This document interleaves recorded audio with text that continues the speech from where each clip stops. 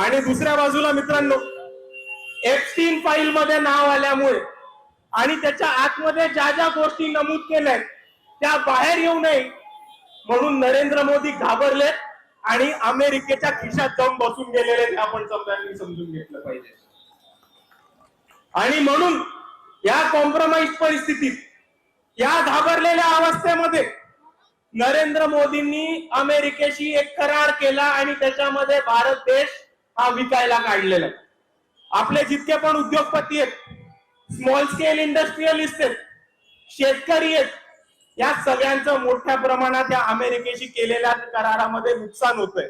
आणि म्हणून RSS ला आम्हाला हा प्रश्न विचारायचा आहे की जो पंतप्रधान या भारत देशाला उभा विकायला निघतो, तो पंतप्रधान तुमच्या देशभक्तीच्या व्याख्येमध्ये बसतो की नाही हे आम्हाला सांगा आणि याचं उत्तर तुम्हाला आम्हाला द्यायलाच लागेल.